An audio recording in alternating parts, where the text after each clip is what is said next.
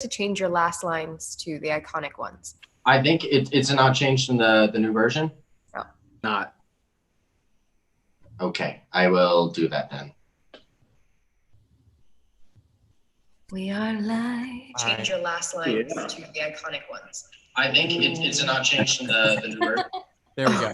That is the sign that we are Change your last live. lines to the iconic ones. I think it's not changed in the new version.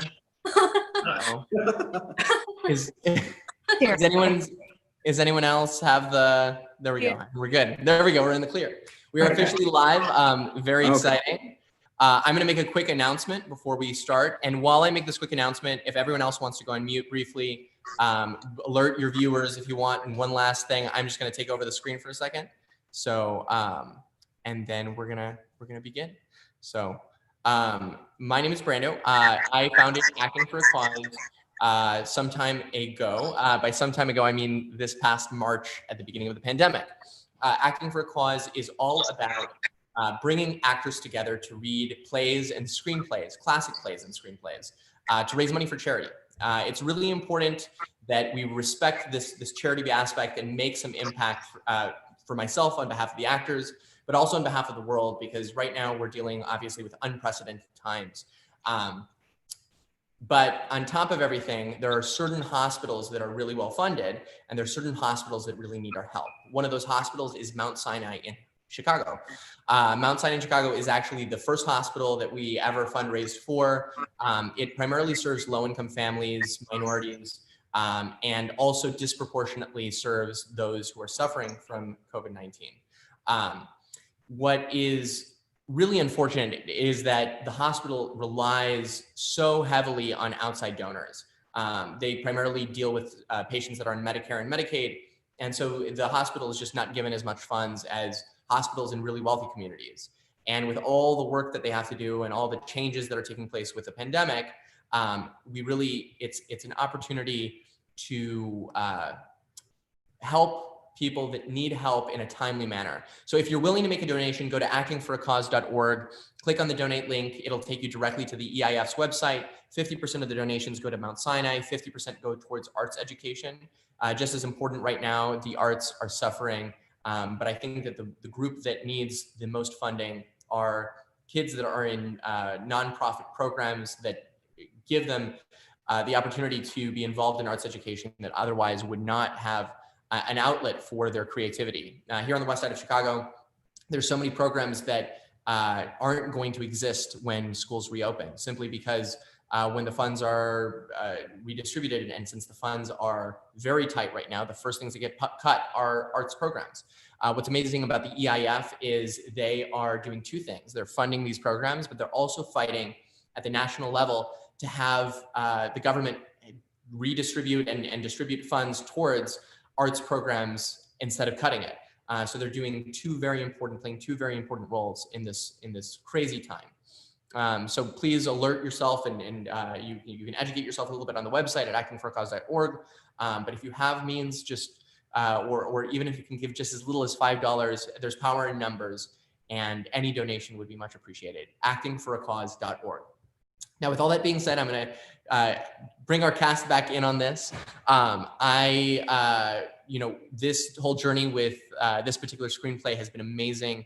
It's really unprecedented to be given permission to work with such a classic screenplay like Ferris Bueller's Day Off.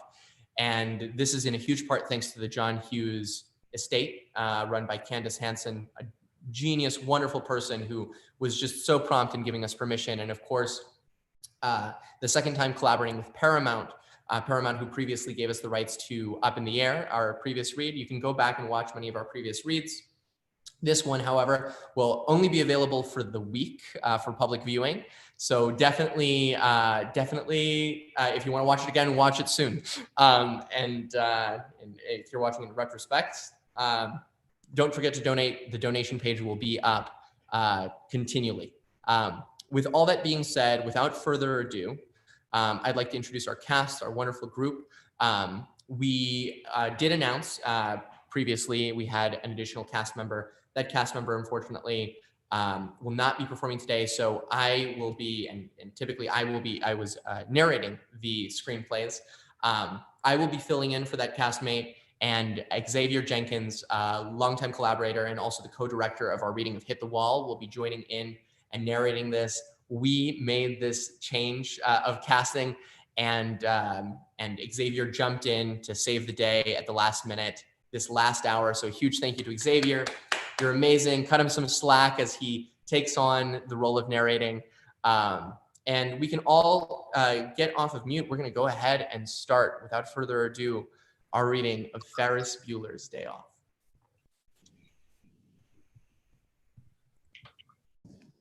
It's silent, a beat, an explosion of sound, a household in the morning, kids getting up for school, clock radios. Todd screams.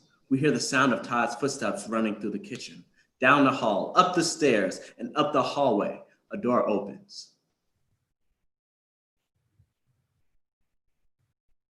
What's the matter? It's Ferris. What's wrong? What's wrong? For Christ's sake, look at him. Close up on Ferris, an 8-year-old boy. He's staring lifeless at the camera. His mouth's open. His eyes are bugged out. His tongue is fat and dry in his mouth. He's laying in bed on his side. Inside the boy's bedroom, Ferris' parents, Tom and Joyce Bueller, are standing at the bedside. They're in their late 40s, early 50s. Ferris? He doesn't have a fever, but he says his stomach hurts and he's seeing spots. What's the matter, Ferris? Honey, feel his hands. They're cold and clammy. I'm fine. I'll get up. I have a test today. I have to take it. I want to go to a good college so I can have a fruitful life. Honey, you are not going to school like this now. Oh, fine. What's this? What's his problem? He doesn't feel well. Yeah, right. Try that one out and you can fertilize the lawn. Jeannie? Jeannie, is that you? I can't see that far. Jeannie? Bite the big one, Junior. Thank you, Jeannie. You get to school. You're letting him stay home? I can't believe this. If I was bleeding out of my eyes, you guys would make me go to school. It's so unfair. Jeannie, please don't be upset with me. You have your health. Be thankful. That's it. I want out of this family. I'll be okay. I'll just sleep. Maybe I'll have an aspirin around noon. Oh. I am showing houses to the family from Vermont today, but I will be in the area and my office knows where I am if you need me. I'll check on you too, pal. It's nice to know that I have such loving, caring parents. You're both very special people. I hope you feel better, Pumpkin. I'll be home at 6 o'clock sharp. If you needed anything, call me. I love you, sweetie. Love you. They bought it. Incredible. One of my worst performances of my career, and they never doubted it for a second. How can I possibly expect it to handle high school on a day like this? This is my 9th sick day this semester. It's pretty tough coming up with new illnesses. If I go for 10, probably gonna have to barf up a lung, so I better make this one count. See, the key to faking out the parents is the clammy hands. It's a good non-specific symptom. I'm a big believer in it. A lot of people tell you that a good phony fever is a dead lock, but you get a nervous mother and you could end up in a doctor's office, and that's way worse than school. You fake a stomach cramp, and when you're bent over moaning and wailing, you lick your palms. It's a little childish and stupid, but then so is high school. Life moves pretty fast. If you don't stop and look around every once in a while, you can miss it. Now, I do have a test today. That wasn't bullshit. It's on European socialism. I mean, really, what's the point? I'm not European. I don't plan to be European. So who gives a crap if they're socialists? They could be fascist anarchists for all I care. It still doesn't change the fact that I don't own a car. Not that I condone fascism or any isms for that matter. In my opinion, isms are not good. A person should not believe in an ism. He should believe in himself. I quote John Lennon, I don't believe in the Beatles. I just believe in me. It's a good point there. After all, he was the walrus. I could be the walrus and I'd still have to bum rides on people. Adams, Anderson, Here. Anderson, Here. Anheuser, Here. Bueller, Bueller, Bueller? Bueller? He's sick. My best friend's sister's boyfriend's brother's girlfriend heard from this guy who knows this kid who's going out with this girl who saw Ferris pass out at a 31 Flavors last night. I guess it's pretty serious. Thank you, Simone. No problem whatsoever. Fry? Fry?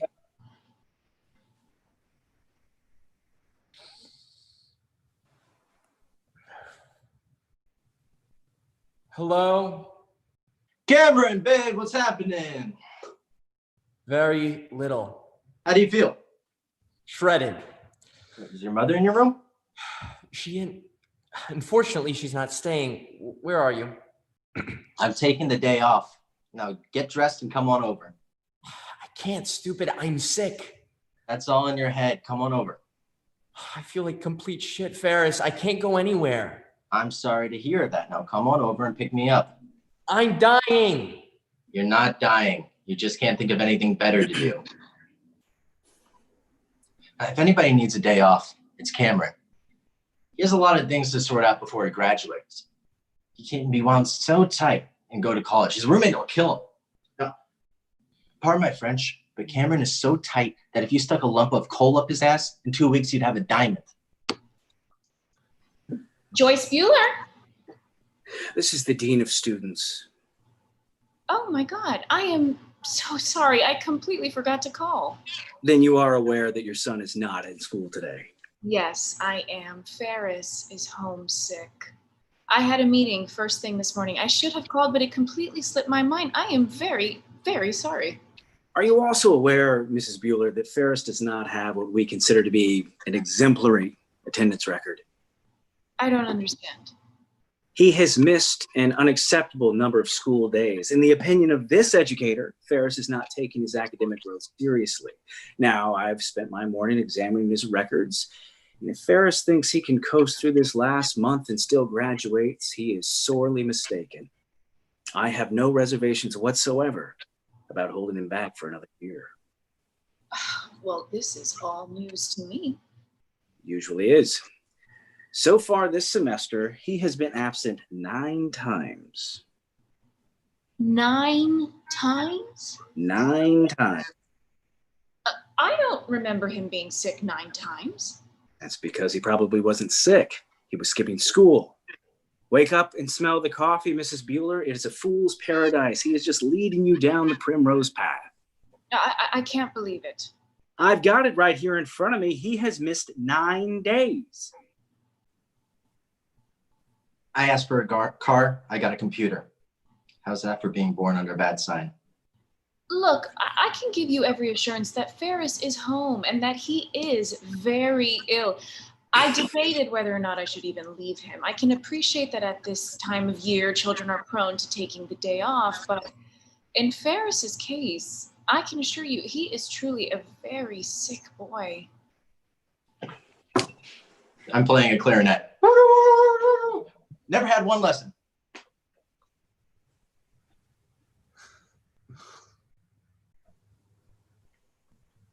And then we're somewhere else. Who's the girl? Ali, could I have you read for girl? I wish I'm Jeannie.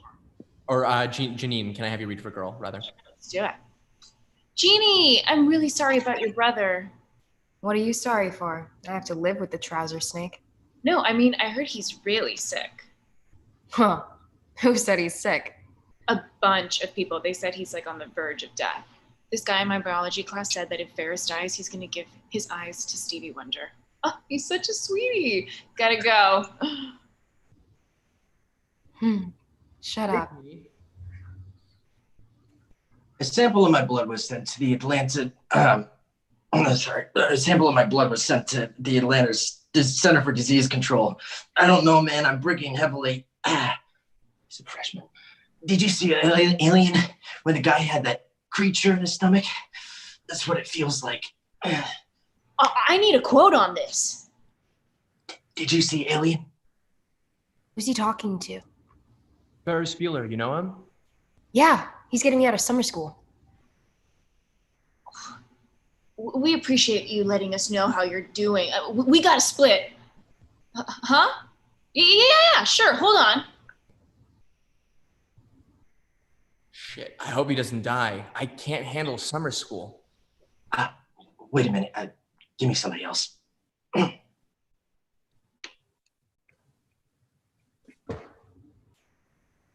Did you see? Alien? Yeah. Why? Hello? Who? Oh, hi, Ferris. How's your bod? Oh my God, you're dying? Is it serious? I don't know. I hope not. I think I might need a kidney transplant. Shit. Are you upset? Think you'll be alive this weekend? Okay, great. Maybe I'll see you. Bye. I don't trust this kid any further than I can throw him. Well, with your bad knee, Ed, you probably shouldn't throw anybody. It's true. What's so dangerous about a character like Ferris Bueller is that he gives good kids bad ideas. Last thing I need at this point in my career is 1,500 Ferris Bueller disciples running around these halls. It jeopardizes my ability to effectively govern the student body. Well, it makes you look like an ass, is what it does, Ed. Thank you, Grace. I think you're wrong. Oh, well, he's very popular, Ed. Sportos, motorheads, geeks, sluts, pinheads, dweebies, dickheads, they all adore him. They think he's a righteous dude. That is why I have to catch him this time, to show these kids that the example he sets is a first-class ticket to nowhere. Ooh, Ed. You sounded like Dirty Harry just now. Really? Thanks, Grace. Yeah, I'm serious, man. This is bullshit. Making me wait around the house for you? Why can't you let me rot in peace? Cameron, this is my 9th sick day. If I get caught, I won't graduate. I'm not doing this for me. I'm doing it for you. Do you know what my diastolic is? Be a man. Take some Pepto-Bismol and get dressed. You're boring me with this stuff. Wait a second. I got another call. Hello? Ferris, you sound terrible. Oh, really? Darn, I thought I was improving. Were you sleeping, son? Dad, can you hang on a sec? Sure, pal. Cameron, it's my dad. If you're not over here in 15 minutes, you can find a new best friend. Oh, you've been saying that since the 5th grade. Dad, all this talking has made me kind of lightheaded. I think I'd better lie down. Take a hot bath, then wrap a towel around your head, then make some soup and get a nap. Oh, okay. I'm so disappointed in Cameron. $20 says he's sitting in the car debating about whether or not he should go out. He'll keep calling me. He'll keep calling me until I come over. He'll make me feel guilty. This is ridiculous. I'll go. I'll go. God damn it. Forget it. That's it. The House of Representatives, in an effort to alleviate the effects of anyone, the Great Depression, passed the Hawley-Smoot Tariff Act, which raised tariffs in an effort to collect more government revenue. Did it work? Anyone know the effects? It did not work. And the United States sank deeper into the Great Depression. Today we have a similar debate over anyone know what this is? Anyone seen this before? The Laffer curve. Anyone know what this says? It says that at this point on the revenue curve, you will get exactly the same amount of revenue at this point. Does anyone know what Bush called this in 1980? Anyone know? Something DOO economics, voodoo economics. He blows a smoke ring. I think we're actually cutting this. Yeah. You work so hard at Ferris? Yeah, it's a leftover. It's a leftover scene from the original script. Whatever. Context doesn't matter. We're live. Fuck it. Yeah.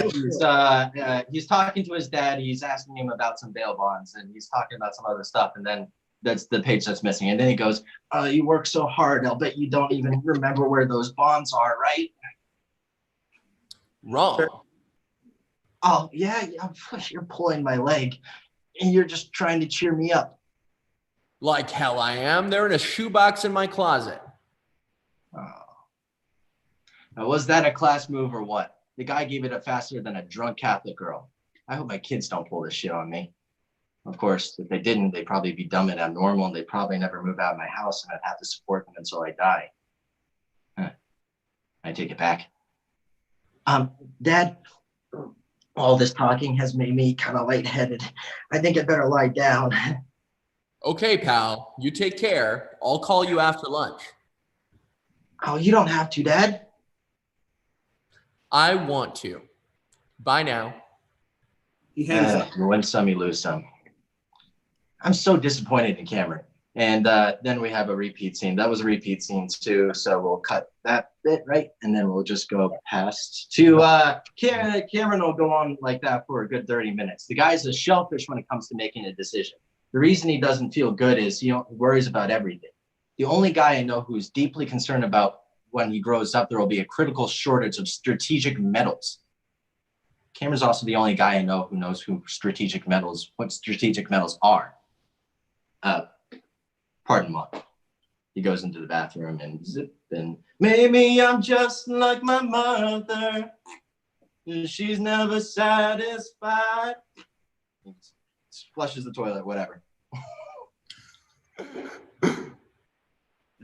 Roosevelt's health had seriously deteriorated by the time he met with Churchill and Stalin at Yalta. Pardon me. Classroom door opens and the school nurse walks in. For a moment, the teacher thinks she's come in because he heard him sneeze. She crosses to him and whispers in his ear. Slow. She, like the others, watches the nurse closely.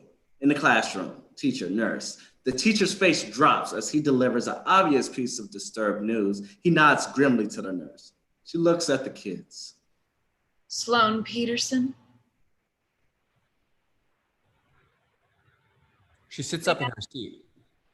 May I see you outside for a moment? There's been an emergency. Sloane, a smile curls across her lips as she gathers her books and she looks at the girl next to her. Dead grandmother. Hallway. Dead grandmother. Yes, that's what Mr. Peterson said. I had Florence Sparrow notify Sloane. Poor little lamb. Who's this girl going out with? So hard to tell these days. I do see her with Ferris Bueller quite a little bit. Could you get me Mr. Peterson's daytime number, please? Sure. Ed Rooney's office. Oh, please hold. It's Mr. Peterson. Do you still want me to get his daytime number? Ed Rooney. Ed, this is George Peterson. How are you today, sir? Well, we've had a bit of bad luck this morning, as you may have heard. Yeah, I heard, and gosh, I'm all broken up. Boy, what a blow. It's been a tough morning, and we've had a lot of family members to take care of. So if you wouldn't mind excusing Sloane. Oh, sure, I'd be happy to. You just produce a corpse, and I'll release Sloane. I want to see this dead grandmother firsthand. It's all right. It's Ferris Bueller, the little twerp. I'm going to set a trap. I'm going to fall right into it. Ed, I'm sorry. Did you say you wanted to see a body? Yeah, that's right. Just roll her bones on in here, and I'll dig up your daughter. I mean, that's school policy. Was this your mother? No, my wife's mother. Ed Rooney's office. This is Ferris Bueller. May I speak to Mr. Rooney, please? Hold. I tell you what, dipshit.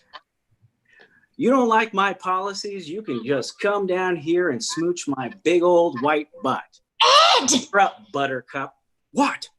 Ferris Bueller's online too.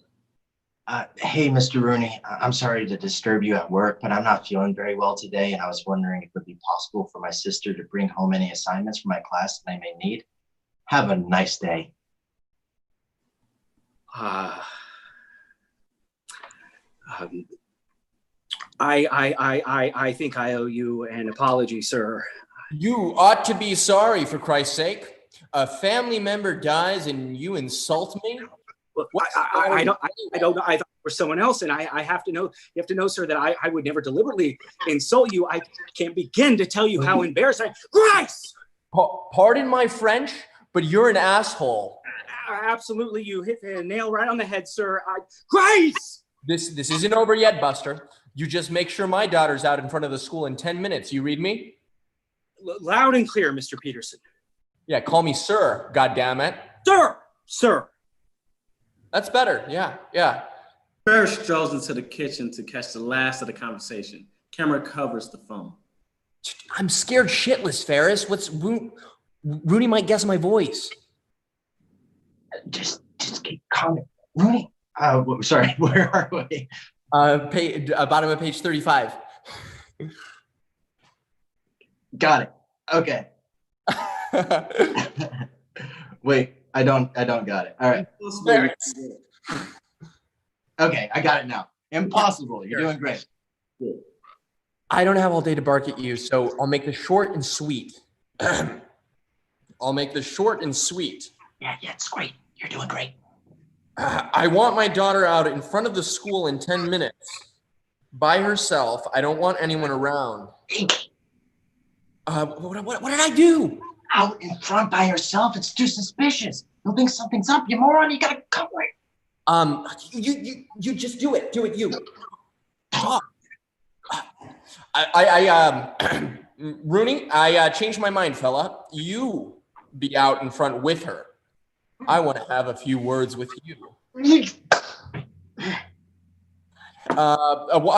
Okay, on second thought, I don't have time to talk to you. We'll get together soon and have lunch. We hear a slap and the call disconnects. Dude, why'd you hit me? Where's your brain?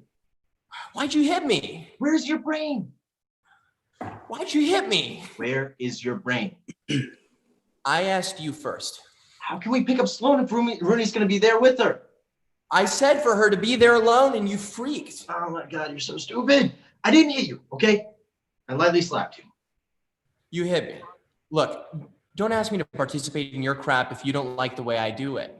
Ferris is incredulous at Cameron's stupidity. Cameron's anger intensifies by his embarrassment. I was homesick. You get me out of bed, being me over here, make me jeopardize my future, make me do a phony phone call on the dean of students, a man who could squeeze my nuts into oblivion, and then you deliberately hurt my feelings. Didn't deliberately hurt your feelings. Oh, really? Yeah, really. Hey, Ferris, have a nice life. Cameron. Hey, I'm sorry. I didn't mean to jam you. It was uncalled for. You serious? Deadly. Thanks. Did screw up though, right? Like, not that it was necessarily all your fault, but right? Why? Well, to fix the situation, I'm just gonna have to ask you for a small favor.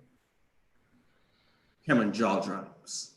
The door opens slowly, dramatically, as we hear the heraldic fanfare. Light streams and the reveal Cameron and Ferris looking at the car. Ferris is smiling with excitement and awe. Cameron is frowning with trepidation and fear. Ferrari Stallion. Praising Black Stallion, we move from the Stallion to erotic red hood of a 1958 Ferrari 250 GTS California. Cameron and Ferris. Cameron faces ashes, and the end of the world is in his hand. Ferris is in heaven. 1958 Ferrari 250 GTS, California. Less than 100 were made. It has a market value of $265,000. My father spent 3 years restoring it. It is his joy, it is his love, it is his passion. It is his fault he didn't lock the garage. Ferris, my father loves this car more than life itself. We can't take it out. A man with priorities so far out of whack doesn't deserve such a fine automobile. He never drives it, Ferris. He just rubs it with a diaper. We can't pick up Sloan in your car, Cameron. Rooney had never believed Mr. Peterson drives that piece of shit. It's not a piece of shit. It is a piece of shit. Don't worry about it. I don't even have a piece of shit. I have to envy yours. Look, I'm sorry, but there's just nothing we can do. He knows the mileage, Ferris. He has it tattooed on his wrist. What, he doesn't trust you? No. All right, look, this is real simple. He puts his arm around the camera. Whatever miles we put on it, we take off. How? We'll drive home backwards. No, forget it. I'm putting my foot down, Ferris. You have to think of something else. You're not talking me into this one. I've got to live with the man. I'm sorry. The roar of the engine is overtaken by the sound of the crowd. School hallway. School, Janine. She comes out of the classroom. She stops as Sloan and Rooney walk past. Sloan has her coat on and she's carrying her books. Janine watches her suspiciously. School. The Ferrari is parked out front. The top is down. Ferrari. Ferris is driving. He's wearing a man's hat and sunglasses. Cameron is in the back. Are you crazy? Put the top back down, dude. This is perfect top-down weather. What about Rooney? Cameron, the more obvious we are, the less likely we are to get caught. That makes no sense whatsoever. The adult mind is a suspicious machine. No, stay down, man. Cameron squeezes his lower half. How come it's my dad's car and I'm taking all the risk and I have to ride back here? I don't have an explanation. School. Rooney and Sloan come out the door. Once again, I'd like to say how deeply saddened I am by your loss. Huh? Were you close to your grandmother?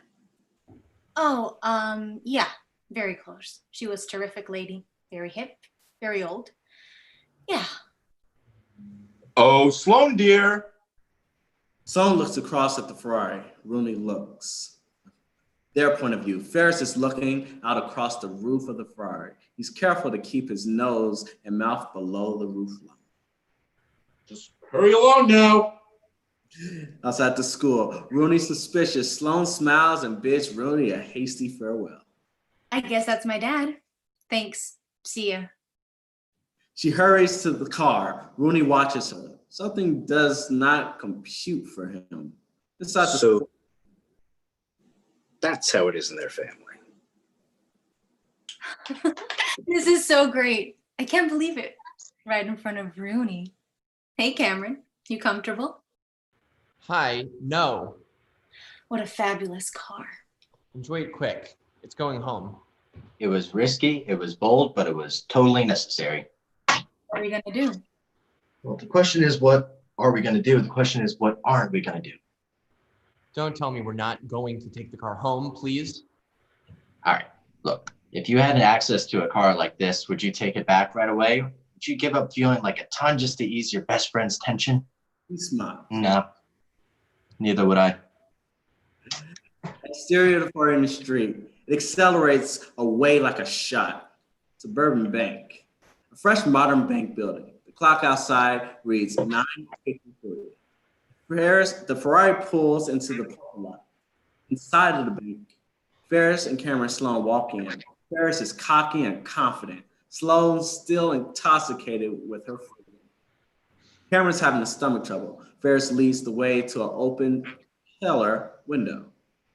Bank teller. A woman's about 70 with a silver blue beehive. It's about 4 inches higher and the highest beehive you have ever seen. As she moves, the beehive hits the small sign over her head.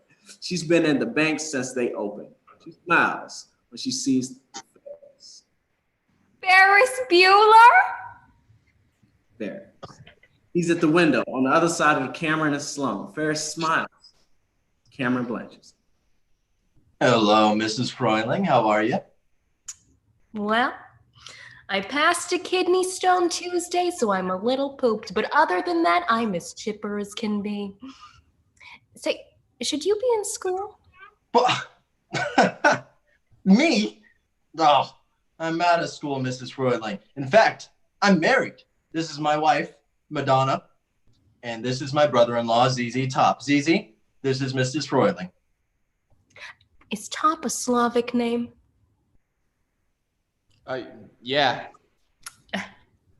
I'd like to cash these in, please. We're having a baby and we need the cash for a crib, clothes, diapers, food pellets, leash, water dish. Miss Freud takes the bonds and with her hearty smile, the latter part of the conversation sails over like a line drive. A baby? You must be so excited. I'm thrilled, ma'am. I'm especially looking forward to wearing those jeans with the stretched panel in the front. Are you hoping for a boy or a girl? Actually, we're hoping for a car. Cameron. He's spooked by the games playing. He scans the bank nervously. He blinks, focuses, blinks again. His point of view. Joyce is with the middle-aged couple and they're bored. Sourpuss teenager son, boy, he's sitting in a chair with his legs slung over the side, waving a big lighter back and forth across the room. Across his front, the parents are Joyce's clients from Vermont. The loan officer is discussing the local financial situation with them. His is an open office adjacent to the teller window. Joyce's back is to the teller. Camera. It's like he's witnessing an axe murder. Shit. Her back is to the teller window. She's conducted her meeting. Behind her, she see Cameron grab Ferris and point her out to him. He waves. Cameron slaps his arm. Only shows Ferris as saving bonds. These bonds aren't mature. If you hold on to them another 2 years, you'll get an additional $4. I'm aware of that. You're throwing away $4. No, ma'am, I'm giving it to the government. They need it. Do you know what an aircraft carrier is going for these days? Interior of the bank. She concludes her meeting, shakes her hands with the loans officer and stands. The Vermont couple stands. Boyd scrapes the bottom of his shoe on the desk, leaving the glob of mud behind, and he stands. Joyce turns into the bank. Ferris, Cameron, and Sloan are gone. She escorts her customer out. Outside of the bank, Joyce and Vermont couple approach the doors. Boyd lays a loogie in the drinking fountain. Miss Froller passes with the saving bonds. She stops when she sees Joyce. Miss Freiling, how are you? Girl, I passed a kidney stone Tuesday. Oh, say, you must be proud. Huh? I met Madonna. She told me everything. Keep me posted. I'll want to send a gift. Huh. Joyce and the Vermont couple walk away at the side of the bank, heading for the parking lot. Boyd's tagging along behind her. He picks up a stone and hurls it into the parking lot. My son's homesick today. If you wouldn't mind, on our way back to the office, I'd like to just run in and check up on him. We hear a metallic ping as Boyd's missile hits a car. Of course, says the mother. They pass a show window. As the pass, we hold on the window and promoting savings for college education. The mannequin father is congratulating his mannequin son. In the mortar and gown, as a stiff Sloan, Ferris, and Cameron look on proudly. Inside the dean's office, secretary is dialing a number for him. Pearson family on line 1. Watch your mouth this time. Ferris Bueller's behind this. There's no doubt in my mind. That's what I was saying this morning. Why he has to be stopped. He's got Sloan Peterson involved in this thing now. See? The grandmother, too. It clicks. We hear a grieved woman's voice. It sounds awful lot like Sloan. Oh, we can't come to the phone right now. We've had a death in the family. If you need to reach us, we'll be at the following number. In the dean's office, Rooney quickly takes down a number. Outside Cameron's house. His answering machine clicks on. We hear Cameron's voice. You've reached the Cullen brothers mortuary. We are unable to come to the phone right now, but if you'll leave your name and number. Inside the dean's office, Rooney hangs up the phone. Something's going on, god damn it. Oh, there's a railroad strike. And I'm gonna stop it. Oh, my brother will appreciate it. What? My brother-in-law rides a train to work. Who gives a good goddamn? Expressway, a major thoroughfare into the city of Chicago from the suburbs. The Ferrari streaks past. In the distance, we see the Sears Tower, the Hancock Building, and the Standard Oil Building. Outside the school hallway, Janine's walking down the hall. She stops by a kid with a Coke in her hand. Yo, we're collecting money to buy Ferris Bueller a new kidney.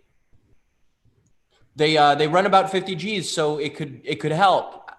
Go piss up a flagpole. Huh? She knocks the can out of his hand and storms down the hall. The kid yells after her. Hey, babe, someday you might need a favor from Ferris Bueller. Then where'll you be? He reaches for the can. Heartless wench. Chicago Loop inside parking garage. The Ferrari pulls into a large parking garage. Outside the garage, Ferris, Sloan, and Cameron get out. Cameron's having fits. We can't leave the car here. Why not? Because we can't. I want it back home where it belongs. What could happen to it? It could get stolen or like wrecked or scratched. You name it. I'll give the guy a $5 to watch it. What guy? So cue parking attendant. He smiles with relish at the car. 6'6", 240, an IQ that equals his hourly wage. Shoulder length, hair stuffed into a hair net, gold teeth, earrings, goatee. Outside the parking lot, the attendant swaggers over to the car. Ferris slips him a gift. Hey, you speak English? Since I was 3. Great. I want you to take extra special care of this vehicle, all right? He pats the attendant on the arm and smiles. Like a beautiful woman. I appreciate it. The attendant is very gingerly getting into the car. Ferris turns to Cameron. The Ferrari pulls into the lot very slowly, very carefully. No squealing tires, no revving engine. You see what a $5 can do to a person's attitude? He's gonna treat it like a beautiful woman. This is gonna be so right. Ferris nudges Cameron. They exit the garage and head after Sloan. A long beat, and the Ferrari creeps down the exit ramp of the garage. It's gone. In the entrance and out the exit, another attendant jumps into the passenger side. He's skinny, tall, with a huge knit hat with dreads. He lets out a spirited laugh, and the Ferrari peels out of the lot. It heads down the street away from Sloan, Ferris, and Cameron. Outside Ferris's house, Joyce Kerr pulls into the driveway. She gets out and heads up the house. Inside Ferris's room, it's dark. There's a figure in the bed. We hear a soft snoring. A wire runs from under the bed covers to the closet door to the room itself. Inside the room, the doorknob. The wire is tied to the doorknob. It's taut. Downstairs, we hear a door open and close. Inside the house, stairway, Joyce quietly walks up the stairs. Inside the hallway, Joyce comes up the stairs and crosses to Ferris' room. She listens at the door. We hear the snoring. Doorknob opens slowly. Joyce slowly turns the doorknob and pushes the door open.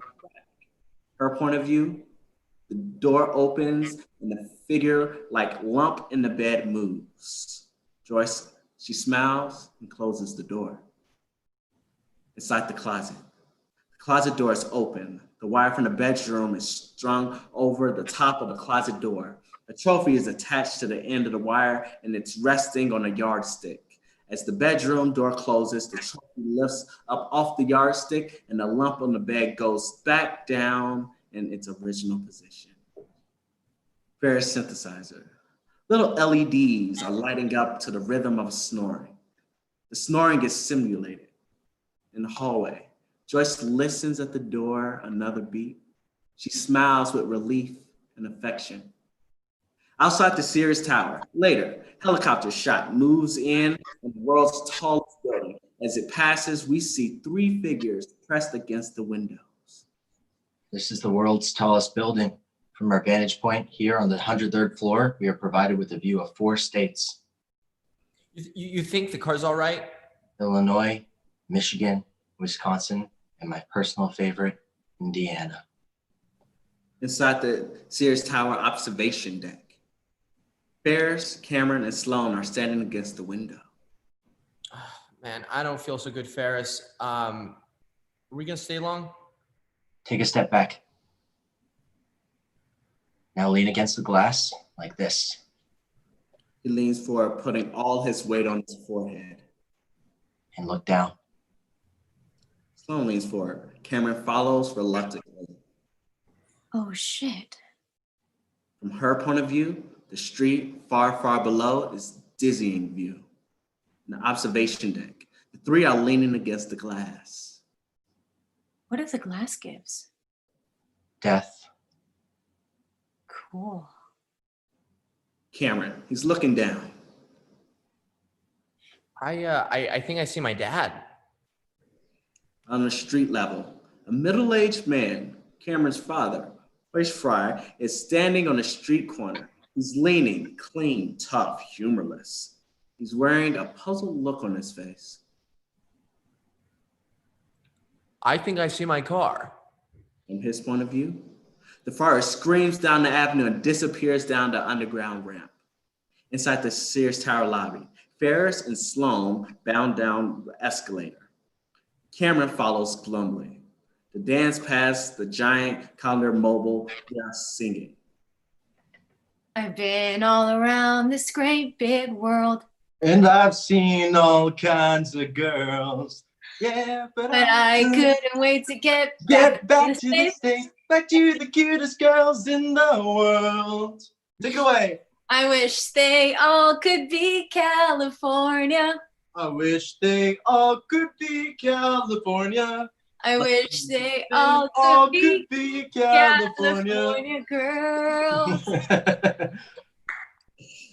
Chicago Merchant Exchange. Giant old monolith. Inside, Chicago Merchant Exchange trading room. The traders are frantically buying and selling commodities. Inside the gallery, Ferris, Cameron, and Sloan are sitting in a gallery watching the proceedings. Do you love me? Do you love me? I asked you first. Yes. You?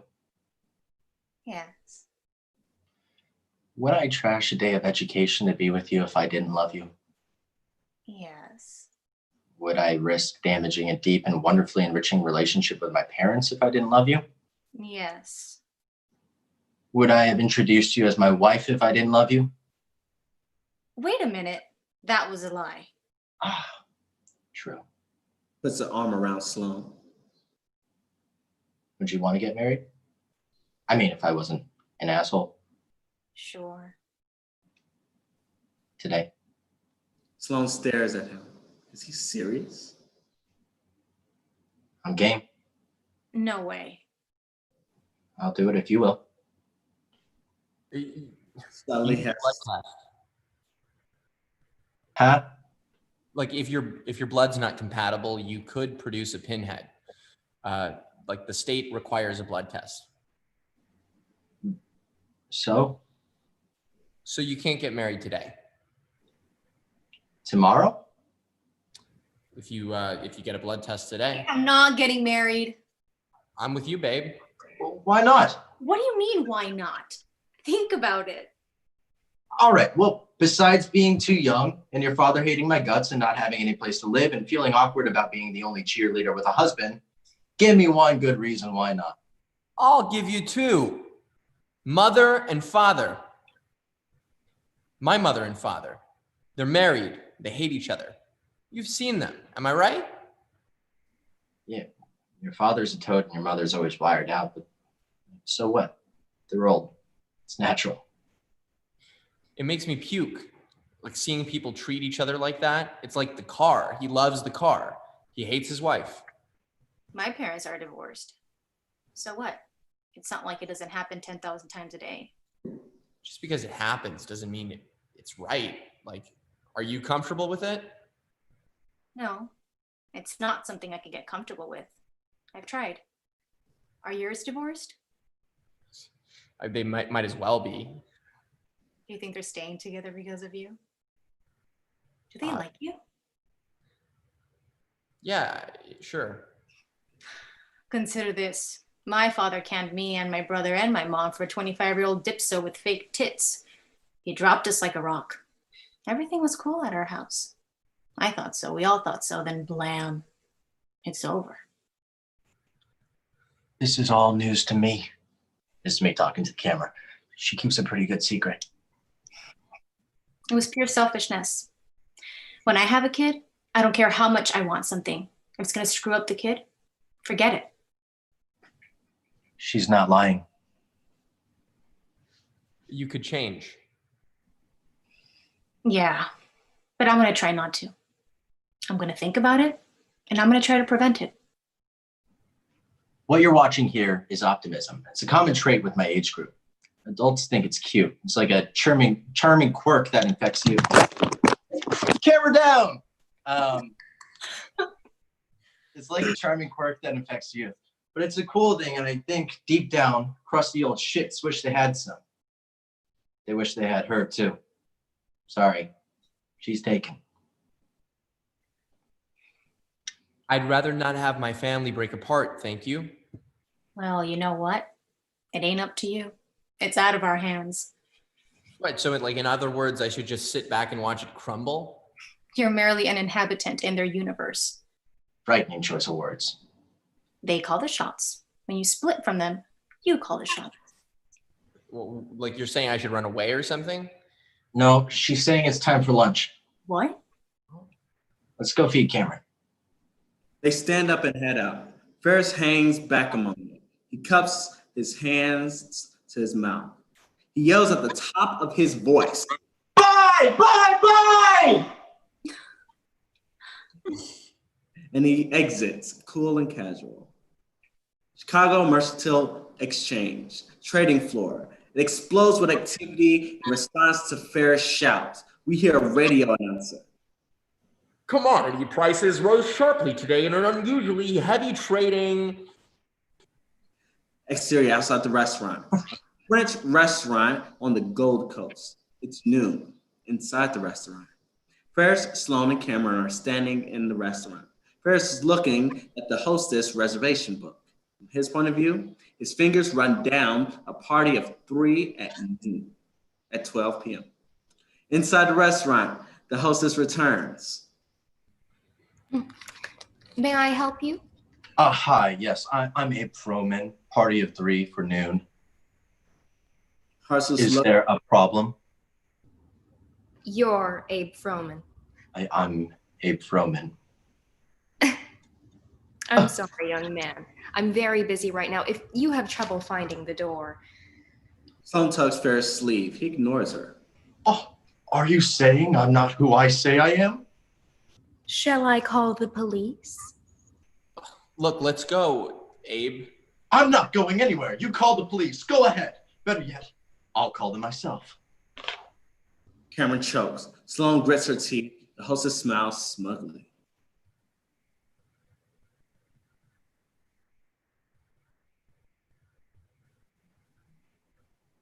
Inside the restaurant, motion for the phone so that he can answer the call. Ferris waves him off angrily. You touch me and I yell rat. There's another phone around here. Find it. Ferris, let's split, please. Yeah, Cameron's right. We're gonna get busted. Not a chance in the world. Hey, Yes, take this.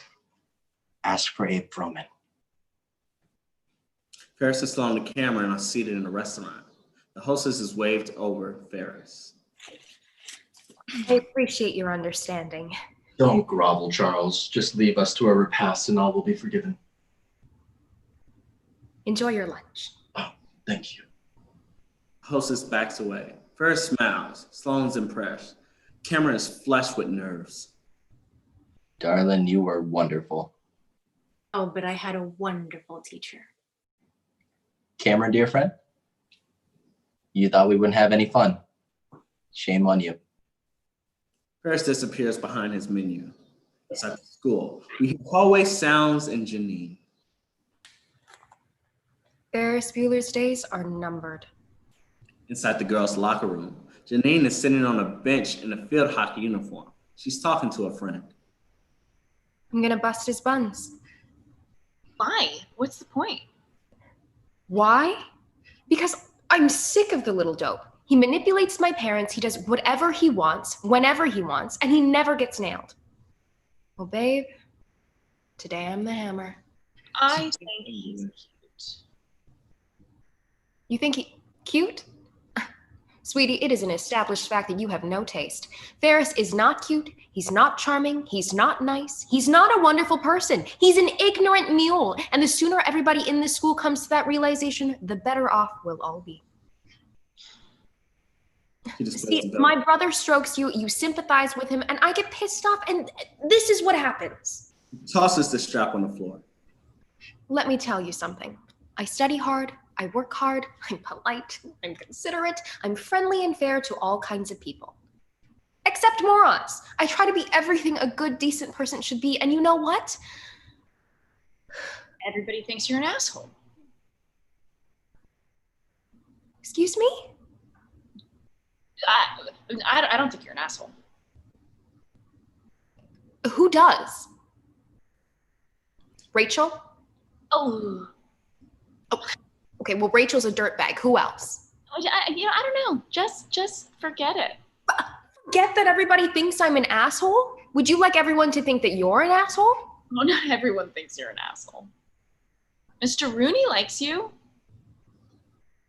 Oh. Hey, that's exciting. A fat 50-year-old clod with BO likes me. Would everyone be happier if maybe I were to die in a flaming car accident or something? Maybe if you didn't act like an asshole.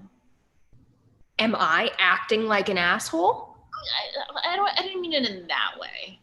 Is this a conspiracy to shit all over me or something? Is my brother behind this? Tell me if he is or I'll sock your tits. You do have a problem though, Jeannie. Me? I have a problem. I mean, someone who threatens to sock people's tits has a problem. All right. How about if I sock your face instead? Take a walk, Jeannie. Her friend exits. If it means anything to you, I have my period. My body's ridding itself of old eggs, goddammit. She snarls and slumps against the lockers. He's gone. He's over. He is monkey meat.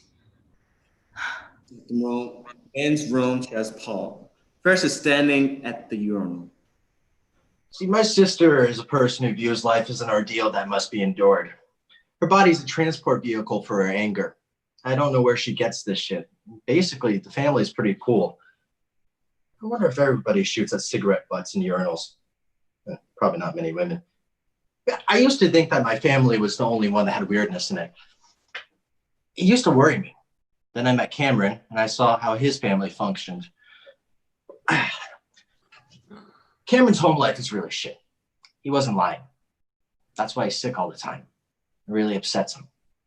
What he said about his parents hating each other? Yeah. I refuse to sleep over at his house. His parents fight all the time, even when I'm there. Is there anything worse than being at somebody's house when their parents are fighting? That's the absolute height of social discomfort. Checks his hair in the mirror. When they go after each other, Cameron tightens up. It's scary. He gets so wadded up you couldn't pry his buns apart with a crowbar. The thing with him taking his old man's car, it's good for him. It teaches him how to deal with his fear. And plus, I must be honest here, I love driving it. I highly recommend you picking one up. He exits the main screen. He holds a beat, toilet flushes.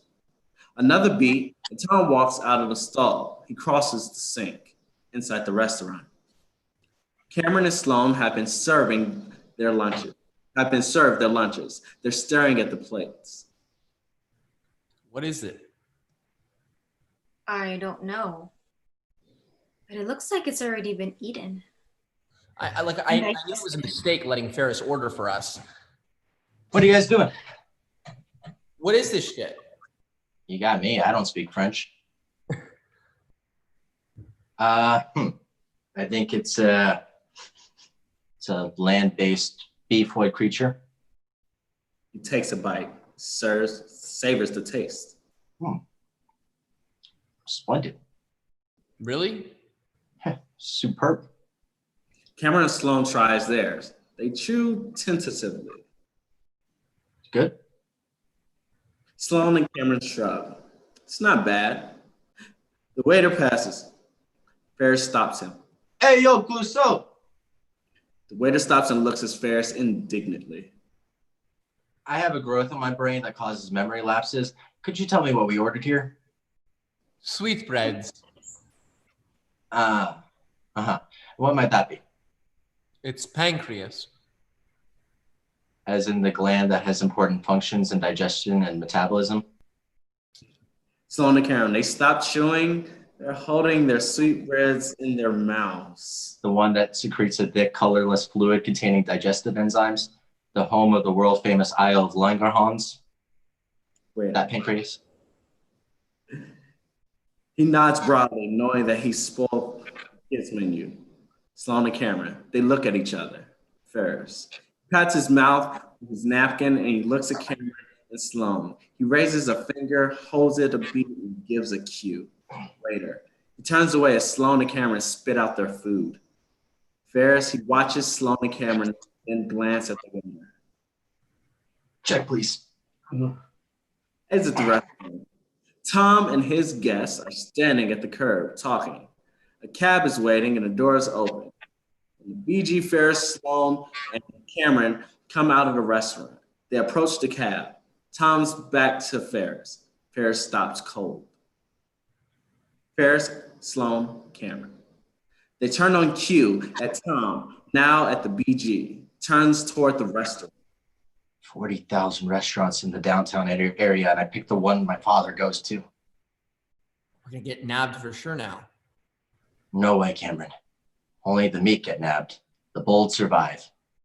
Let's go. Turns to the cab. Sloan and Cameron turn slowly.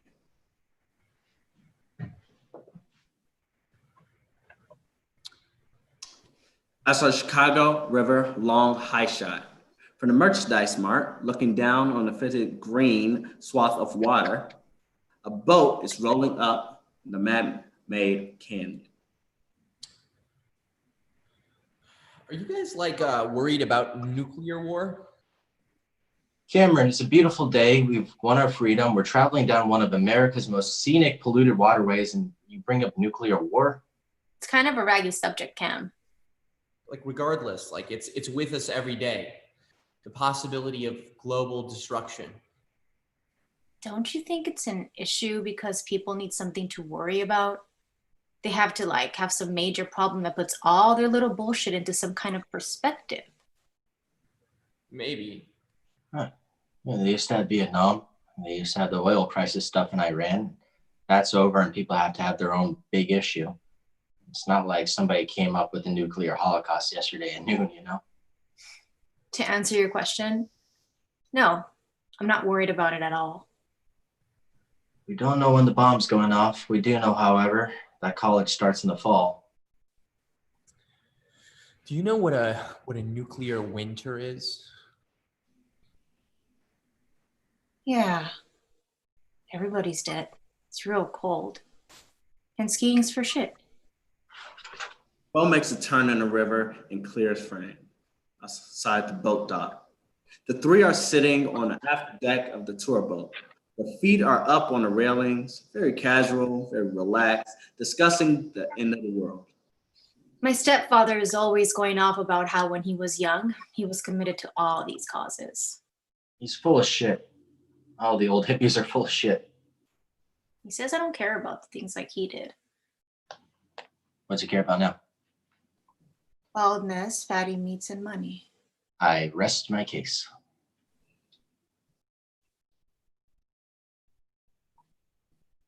What's spooky is they still control everything. They took over what they were when they were young, and they never gave it up. Yeah, one of my most frightening experiences in my young life has been observing my parents and our neighbors play the one of the most frightening experiences in my young life has been observing my parents play the baby boomers version of Trivial Pursuit. It's chilling to see how people are crazed with the minutia of their past. It's human nature to like what you had better than what you have. Agreed. The loudspeaker on the boat identifies a point of interest. To your left, it's the world's tallest building, the Sears Tower. Three look to the left, Sears Tower. You know, all this is very interesting, but I'm starving. An hour ago, you wanted a yak. I feel better now. I'll lean over and grab a fish. Cameron looks over the side of the boat. Not two thought flashes through Sloane's brain. What comes after a nuclear winter? Clear spring. Outside the school. Meanwhile, inside the hallway outside the dean's office, Janine is having a small moral debate with herself. It is reprehensible to squeal on your own flesh and blood. But it's for his own good. His cavalier attitude will get him in trouble later in life, and it'll continue to piss me off, and I'll get so wadded up that it'll cause me cervix cancer, and he'll ruin my life. So screw him.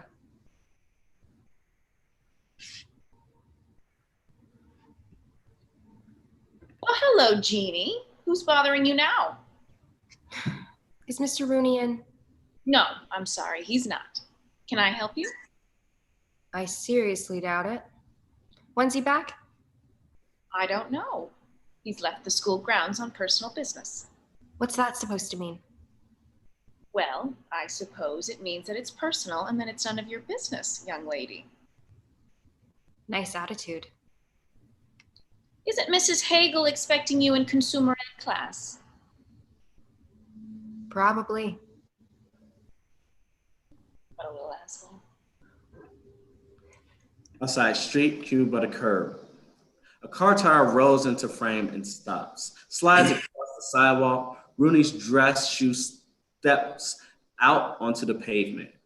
Move up to reveal Rooney standing at the door of his bell green LeBron. Rooney peels off his shades and looks around like he's Dirty Harry. In his mind, he is Dirty Harry. Fire hydrant. Rooney's dress shoe on the fire hydrant. He ties his lace and pulls up his sock. Outside the street, Rooney straightens his tie and jacket, slips into a rowdy hot dog joint. Inside the hot dog stand, it's jammed with construction workers, secretaries, suburban businessmen. It's loud and confusing. Rooney pushes his way through the scopes of crowds. His point of view, a young person is playing a video game in the far corner. Rooney. He suspects it's Ferris. It looks sort of like Ferris. He smiles and cuts into the crowd. The back of the video game's player's head moves in on the player. I've been waiting for this for a long time. Player looks up. Your ass is mine. Player turns around. It's a girl. Blood evacuates from his face. He stares at the girl. He stares at him. She picks up her coat. She puts the straw in it and licks and sucks. Rooney. He's still staring. He can't think of anything to say. Holding the straw in his mouth, she draws it out of the cup.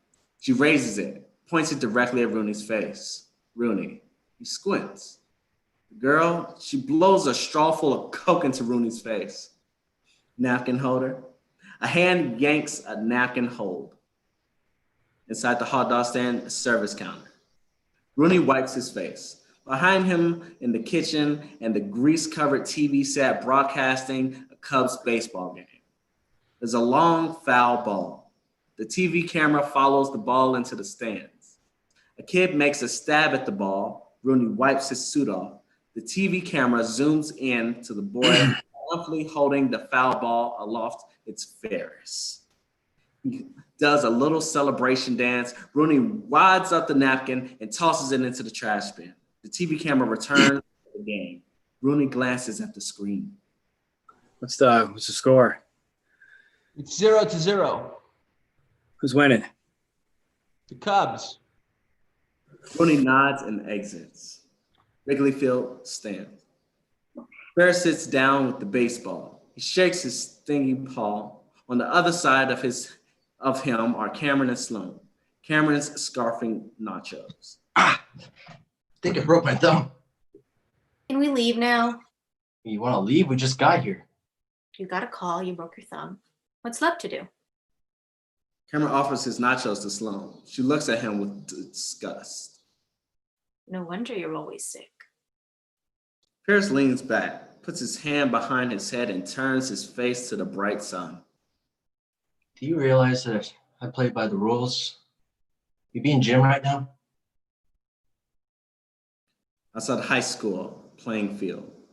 The boys' gym class is doing laps. A blue Fiat pulls into the shop. Inside the Fiat, Janine at the wheel. She sneaks a glance at the school. I can't believe my brother's making me put myself in a position where I could get expelled. Selfish little moron. Ferris, you've overshadowed me long enough. I'm gonna get you, buddy. She puts the car into gear and drives out of the shop. State Street. The parade is underway. Floats and politicians, marching bands and drums and bugle corps. Soldiers, school kids, figure skating, club and outfits and skates performing their routines on pavement. It's a German-American Appreciation Day. Outside State Street on the float. Riding atop on a float is Ferris. He's waving to the crowd. He and half a dozen homely German-American beauty queens. He's leading the girls in singing. Dance showing. On State Street, Sloan and Cameron. They're watching Ferris go by. They wave to him.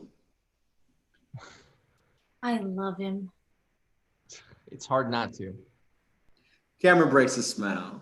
As worried as he is about the day and getting caught, he has to admire Ferris for his lack of inhibition. Cameron mumbles a few words. Stop. Water.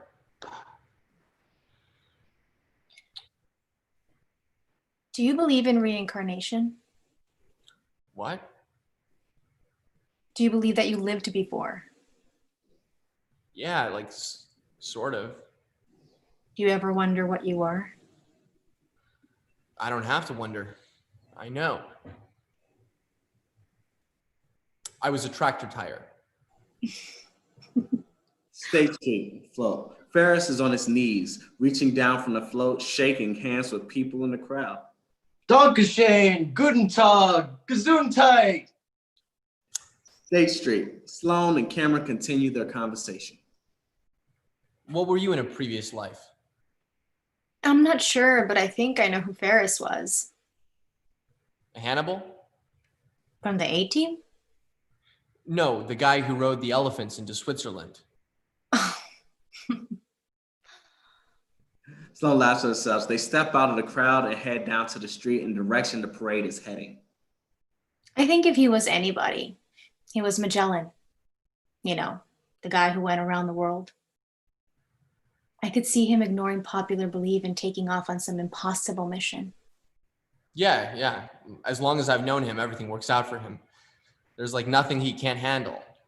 I can't handle anything. School, parents, the future. Ferris can do anything. Outside a float on State Street, Ferris is playing Twist and Shout on the accordion. The girls on the floats are singing.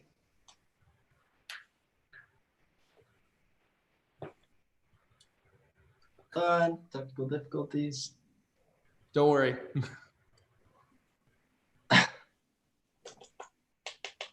Everyone's watching Ferris Bueller on VHS. This is the part where there's something wrong with the tape. Well, hold on one second. Sorry. Pull the VHS tape. Hold for dramatic effect. Hit the VHS tape a couple times. You got to blow on the tape. Yep. Hold on. Rewind. Put it back in. Rewinding a little bit. Rewinding. Oh, it's still freezing a little bit. Press eject. It's coming out. We will consider this the intermission. Sorry, guys. Perfect. We'll consider this intermission. This is perfect. With that in mind, everyone who is watching right now, we are in intermission. We're going to take a 5-minute break. Let all of our actors have some space. I'm going to take a brief second to just run and grab some water. And then I'm going to show you guys all how to actually do a donation online. I'm going to screen share with you guys. So stay tuned. And then we're going to be back with the second half of Ferris Bueller. You have to tune in to watch what happens next. Peace.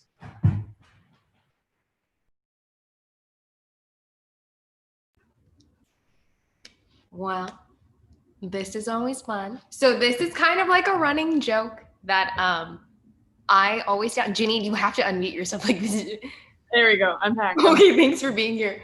So Janine, where are you based? Oh, I just can't get over everyone's like, where'd the intermission go? They're just like, bye. And Brando's like myriad of mustaches. I know. And there's like a strip of paper. Oh, that was so funny.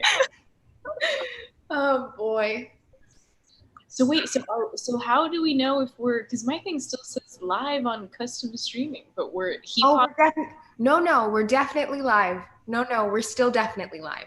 Hi everyone. So we're the intermission entertainment? It's true. So what's your favorite animal? Oh my God, elephant. I have one here on my wall that I got in Cape Town when I was working there. Her name is fun fact, she was rescued went to this they take care of them and they rehabilitate them, and they were show business elephants. So they were called Harry and Sally. That's so sweet when Harry met Sally. And so I got to hang out with them when I was in Cape Town, and then I met an artist who drew me a little Sally. So now I have it here with me in New York. Yeah. How perfect. It's beautiful. My favorite animal is a cat. Mine is sleeping right there. Oh, I'm gonna wake you up because, sorry, that's show business. You know? Come on over, kitty. His name's Rocco. Oh, he looks so yummy. He does. He's a really yummy cat.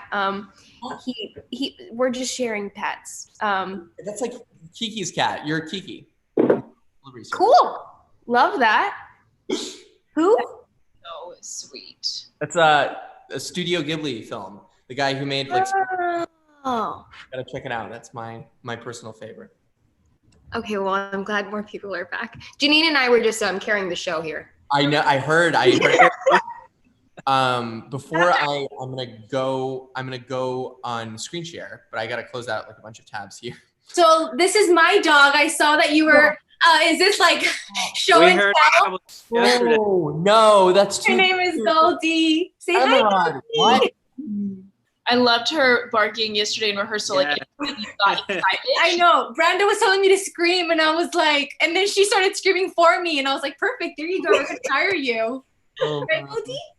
Well, since everybody's showing pets, I would decide to show my pet. All right. It's old. His name is Orangey. We've been so. Hey. Calm down. Calm down. Shh. Wait, fun fact. I was watching yesterday. I was doing research on Ferris Bueller, and I found this amazing video essay, which has this whole theory that Cameron and Ferris are the same person, and it's like Fight Club. Spoiler alert for Fight Club, but it's that Cameron is really Ferris, and it's a person inside of him that kind of pops out. It's brilliant. I actually really like the video essay. Look it up, every viewer out there. So before going back on with the play, with the screenplay. By the way, we're at record viewership. It's pretty insane. I actually did not expect. The last two shows that we did had great donations, but smaller crowds, and we passed pretty much a minute in. Over 10,000 people had clicked the link, and it keeps doubling and doubling, and we'll find out by the end how many people actually tuned in. But that's really cool. Now I'm gonna quickly do the screen share. So let me go full screen here. Enter full screen. And no, that's not how I do it. Hold up, I always mess this up. Here we go. Screen share, screen share, screen share. And that's my screen. Sorry that you guys are gonna see a second of all the scripts up, but there we go. We've got actingforacause.org. Oh, that happened. Okay. And when you go online, you got this little title graphic, and you've got all the readings that we've done so far. You've got to check out Up in the Air. I think is like highly underrated. We had Zazie Beetz and Corbin Bleu and Michael Zegan. This just incredible cast. I'm such a big fan of Michael. I love him. He's amazing. Oh, and that guy, I had a great heart to heart with him about, you know, what the state of art is, and you know, how scarce live art is right now. It just feels so weird because I consume a lot of live art. He does too. We both participate in a lot of live creation, and the series provided something for him, and he was very articulate about what it was. I really appreciated it. I mean, all of these are amazing. If you want to go back and watch the 4 that Ali are in, if you're an Ali stan, everyone that she was Where in. is she? I don't see her, but bravo. Ali was. I heard myself. I'm back. In Pride and Prejudice, which is our most viewed, has almost either somewhere between 300 and 400,000 views on that Pride and Prejudice read. It's beautiful, awesome cast. Kat Amarad's co-star is. We did Natalia Dyer from Stranger Things. If you're a Stranger Things fan, she did Jane Eyre, and she was amazing. Ruby Rose is in 12th Night. It was like you know, a dream cast. She's incredible. It was her first role off of Batwoman, and it was so funny because the tabloids overplayed that she was leaving Batwoman to do Shakespeare. That was not the case. Just to set the record straight, Just Jared. And of course, our initial ones, we've got Hamlet and Romeo and Juliet, and The Importance of Being Earnest. And This Is Our Youth with Florence Pugh and Alex Wolff and Justin Smith. But the real reason we're here is to donate now. So I'm going to quickly do a little donation myself. And I'm going to go ahead. I sometimes give a lot, I sometimes give a little. I want to give something. This is the average donation. It's 25. I think everyone who's watching, if you can do this, do it. And I'm going to go off of screen share to put in my credit card info. So let's do that. Is there an option to pay like with any other companies, or does it have to, you just have to put straight your credit card? I believe that the only way is doing your credit card, but I think that's pretty universal for our viewers. They're all watching right now, and everyone has a credit or debit card. So that's excellent here. And now I'm doing this. I'm not on screen share, right? Because my credit card info's up. Oh wait, yeah, your credit card number is 4400. Just kidding. Oh, and your social. I literally freaked out for a second because I'm not seeing you guys. I was seeing my screen. Oh my god. Sorry. All right, let's put this in. So I hope every viewer is doing this right now. That they're on. I'm donating as well right now. Thank you for the opportunity. Amarad, you're amazing. I'm donating right now. Guys, rock. I'm gonna go ahead and screen share my screen. This is what you get once you're done, and it's all tax deductible. So it's like it's either the government has the money or an amazing foundation has the money. And EIF is unbelievable. It was founded by the Warner Brothers, literally because stars like Humphrey Bogart and all these old golden age stars, they wanted to make more impact. And so you get this little thing and it shows $25, whatever you did, it'll email you the receipt. And then you present that when you do your taxes at the end of the year, tax deductible, stop share. There we go. And it's a really good way, just make a little bit of impact. And as a collective, I mean, imagine if every single person who is watching when throughout the live read gave like $10, there would have been $100,000 raised. That's how incredible like collective impact is. I just got my official receipt official donation receipt from the Entertainment Industry Foundation. Yay. And well, that's how you do it, everyone. Please do it. Pause the video. You can pause the live stream and then come back to it. But we are going to go ahead and move forward. All right. Are you guys ready? Yeah. Whoop, whoop. You want to pick it up on page 77 or the end of 77? Are we ready for Twist and Shout? Cameron, is this happening? Oh, it's happening. We're doing it. Oh, it's happening. All right. It's happening. It's on. We on? Or not? Hey, Google. Oh, that's going to set off everybody. Sorry.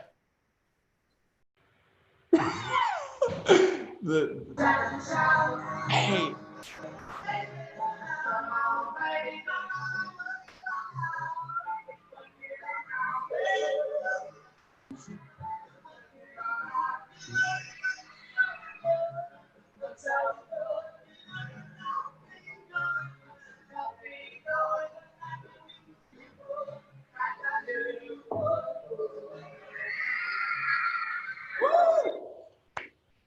Wow.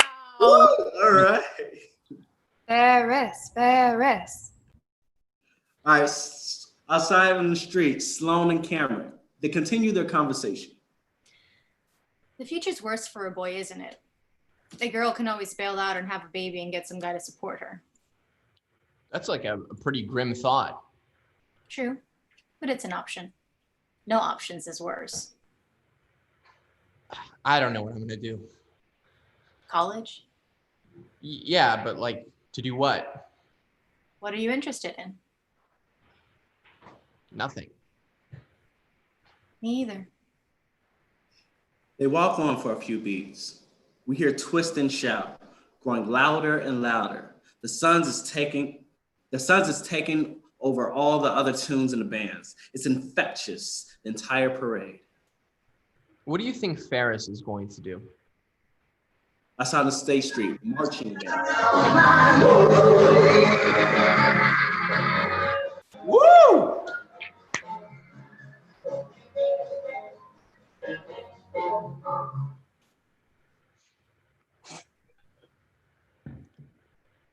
Outside on the street, mounted police officers. He's singing. You know you look so good. Outside on the street, punks. A band of punks are dancing on the roof of a news kiosk. Look so good. Street on a mother and his children. A mother and the two toddlers sing along. You know you look so fine. Look so fine. Outside on the street, black teenager. He's wearing a shower cap and a maroon overcoat. All right, Ollie, come on, girl. You can sing. You gotta give it at least a line. Oh yeah. Come on, just a little closer now. Woo. Let me know that you're mine. Thank you. Thank you. Thank you. Street, old newspaper seller. He's singing alone. Okay. We are going to skip the rest of those of those. Oh yeah. Chicago is a blue collar town. All right. It's like 81, right? Let's go to the Comet City, bottom of 80. Calumet City, bottom of 88. Yeah. The Port of Chicago, grim, gritty, waterfront. Suddenly, Cameron's father's car flies over Cameron, like the opening shot of Star Wars. Ferrari undercarriage. It travels past to reveal a beautiful blue sky. Slow motion. Parking attendant. His eyes are wide with exhilaration. Mouth open, tongue out, manic at the wheel, slow-mo. Rastaman. His eyes are closed, big smile, slow-mo. Streets, kids, they're looking up in the air, following the car as it flies over them. Broad, excited smile. The car's shadow passes over them, slow. The car grill, it feels the frame and stops. We move up, it reveals Rooney behind the wheel of his car. Exits, outside Ferris' house. Rooney gets out of his car. He looks at the house, looks up and down the street. He crosses to Ferris's house. Inside the foyer, Rooney's at the front door. You see him peek in the window at the top of the door. Doorbell rings. Inside the house, Ferris' room, computer, acknowledges the doorbell. Cassette player. It clicks on. Outside the front porch, the house intercom activates. We hear Ferris' voice. Who is it? Rooney presses the intercom. This is Ed Rooney, Ferris. I'd like to have a word with you. I'm sorry, I can't come to the door right now. I'm very sick, and I'm afraid in my weakened condition, I could take a nasty spill down the stairs and subject myself to further school absences. Bullshit, come down here. You can reach my parents at their place of business. Thank you for stopping by. I appreciate your concern for my well-being. It'll be remembered long after my illness has passed. I am not leaving here until you come talk to me. Have a nice day. Rooney presses the intercom. I'm not leaving, Ferris. There's no response. Rooney rings the doorbell again. And the pre-recorded lyric starts over. Who is it? You know goddamn well who it is. I'm sorry. I can't come to the door right now. I'm very sick and in my weakened condition. Rooney leans back from the door. He puts quite a figure out what's going on. But it's highly suspicious. Inside the living room, Rooney steps through the hedges and peeks in the window. We hear Ferris' voice inside. You may reach my parents at their place of business. House kitchen. Rooney tries to peek inside the kitchen window. I appreciate your concern for my well-being. It will be remembered long after. Outside in the back door, a black rubber doggy door, the type that allows a dog to come in and go as it pleases. Rooney is crouched down. He lifts the doggy door and peeks in the house. His point of view, along the kitchen floor, through the kitchen, into the dining room. We hear a large dog growl. Rooney, he's peeking through the door. He hears the dog, his face freezes. Have a nice day. Outside the house doggy door, the Rottweiler bursts through the doggy door with a fury, gnashing teeth and foam. Down the town street, Cameron's car. Cameron's father is either looking at the car, he's studying it.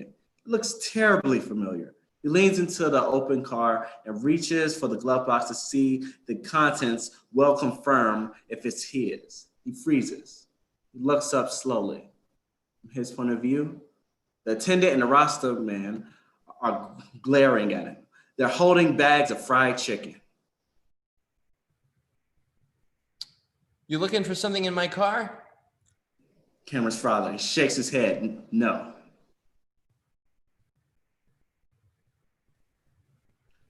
Outside, Ferris Town Jeannie stands at the car. She's staring incredulously into the distance. Her mouth's open, she's shaking her head slowly. Her point of view, spray painted on the town water tower, a gigantic black letters, Save Ferris Bueller. Jeannie is furious. I'm gonna microwave his nuts. Outside Michigan Avenue, afternoon traffic. Inside a taxi cab. Ferris, Sloan, and Cameron in the back seat of a checker. Ferris is on one window, Cameron's on the other. Sloan's in the middle. Ferris is talking to the driver. So Yuri, how long have you been in America? Vania, What's your overall impression? it's very good here. Better than Russia? Much better here in Russia. Clearly, you've never been to an American high school. Ferris sits back, puts his arm around Sloan. Hey, it's getting late, Ferris. I've got to get the car home, and I know you don't care, but it means my ass. But you don't think I care? I know you don't care. That hurts, Cameron. Jump back, Ferris. Cameron's been a good sport. Cameron, what do we see today? Cameron You looks- saw 4 states, a submarine, a giant heart, $75 worth of cooked pancreas, Major League Baseball, and are you going to chuck those nachos? Cameron's staring at Ferris. He's frozen. Ferris realizes he's looking at something out the window. He turns. He freezes. His point of view? In the gridlock traffic, their cab is squeezed tight alongside another cab. And that cab is Tom. He's about a foot from Ferris. He turns and looks right into the camera. Tom's point of view. Ferris' frozen face. Ferris? Tom glances back at his paper. He pauses, looks up, thinks. Turns back to camera. Tom's point of view. Sloane is sitting where Ferris was. She is wearing sunglasses, looking bored. She turns and glances out the window, fakes a yawn. Her point of view, Tom stares at her. He's baffled. He looks away. Inside, cab floor. Cameron and Ferris are on the floor, on their asses, with their backs to the back of the front seat, feet up in the seat. What's he doing? He's looking at me. And he's licking the glass and is making obscene gestures with his hands. What? Roast! He licks her fingers and touches Ferris' knee. She makes a sizzling sound and collapses on the floor hysterically. Tom's cab. Tom's looking into Ferris' cab. From his point of view, Sloane's bouncing up and down.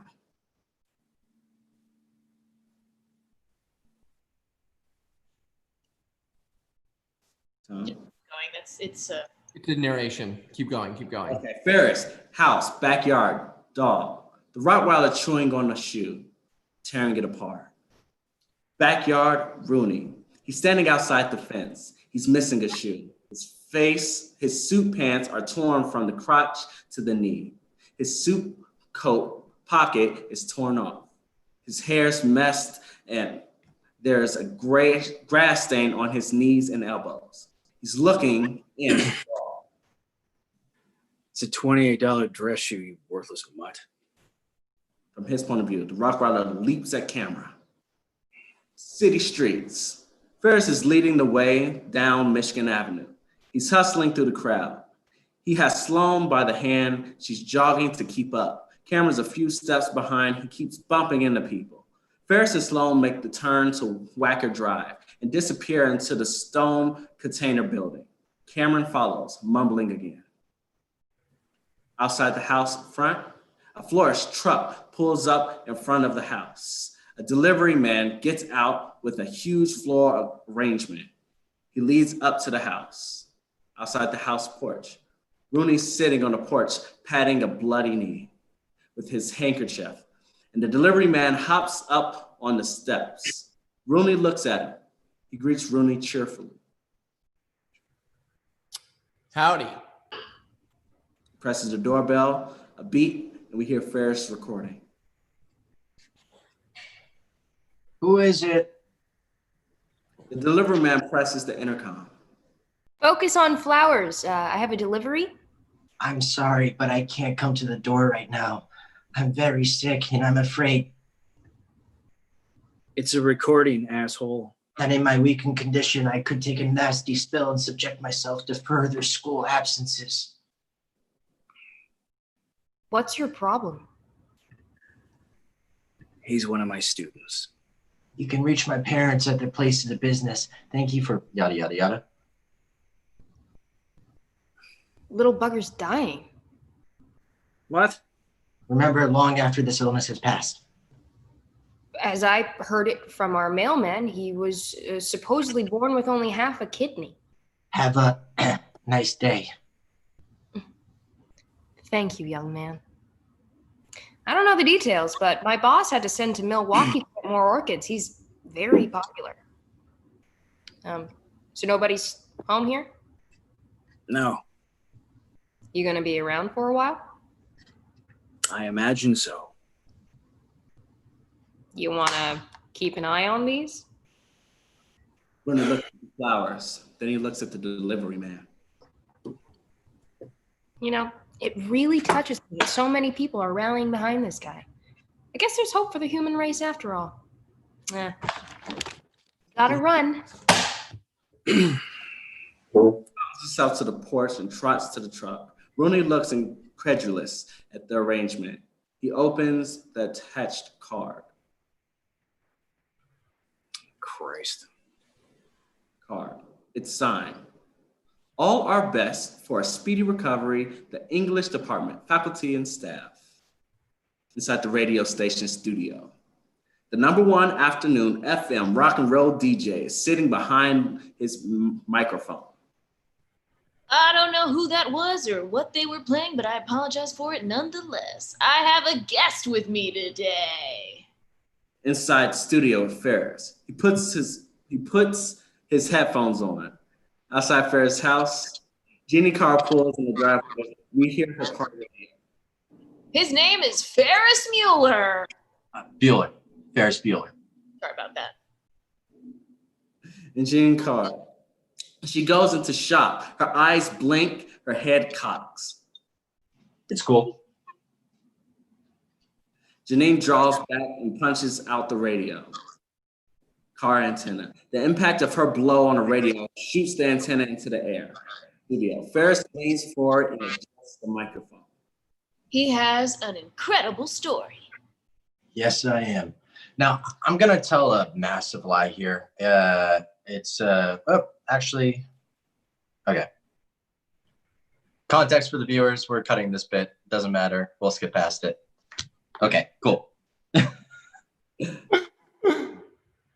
Group of kids are sitting. We'll skip that.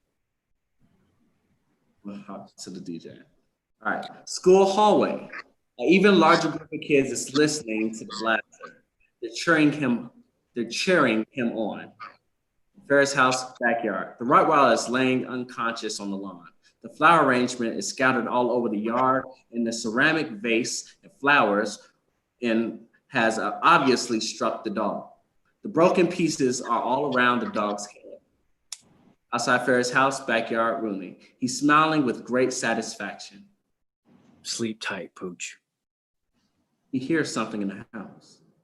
His head snaps around. He drops down and peeks in the window. From his point of view, a glimpse of fleeting figure. Rooney. His eyes dance in anticipation of revenge. Inside the house, Ferris' room. Jeannie kicks the door open. Yardstick flings the covers and the pillows beneath them in the air. She stomps in and turns off the snoring synthesizer. I knew it. She grabs the phone and sits down. She dials a number. Outside the house front. Rooney sneaks around the outside of the house. He slinks up on the porch. The front door is open. He peeks in. Ferris' room. Jeannie's on the phone. Is Mrs. Bueller there? Where is she? This is her daughter. Do you know where she is? Do you know when she'll be back? Do you know anything? She slams the phone down. The worm has luck like clams have body odor. She's startled by a noise downstairs. A smile spreads across her face. He's back and she's going to nail him. Inside the house foyer. Rooney sneaks into the house. He looks around the foyer and heads into the kitchen. Inside the house, upstairs hallway. Jeannie tiptoes down the stairs. Inside the house kitchen. Rooney sneaks through the kitchen into the den. In the foyer, Jeannie comes down the stairs into the foyer. In the kitchen, Rooney comes out of the den back into the kitchen. He crosses back toward the foyer. Jeannie sneaks into the kitchen. Inside the kitchen, Jeannie and Rooney come face to face. Jeannie squeals in horror. She doesn't recognize Rooney as himself, but as an intruder. She drops into a karate stance and kicks Rooney in the face. He hits the deck. She flees back up the stairs. Inside the car, Boyd is sitting in the back seat of Joyce's car listening to the radio. Basically, Ferris was talking on the radio. We had like a deleted scene, but basically he's like, I'm gonna go to space. And the DJ's like, oh, I can't believe you're gonna go to space. And he's like, yeah, can you believe it? I was working for NASA. And then he says, the Star Wars defense plan is really substantial and blah, blah, blah. Basically he tells this big lie and then he goes on this like tangent about another story. They cut it from the script because it really breaks the flow of the script, as does this. But now we understand. Okay, cool. Amazing. Ferris breaks the fifth wall now. That's perfect. So fitting. back to the, if we're skipping the DJ, since we're skipping that DJ part, which Cameron's right to say, we're going back to Joyce and we're going to go to Joyce. Let's do it. One page. Bottom of page 96, which is 78. 96.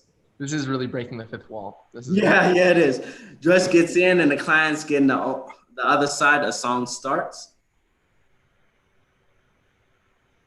I'm just gonna say, if you're willing to commit a little time and a little money to this place, you can really have something to be proud of.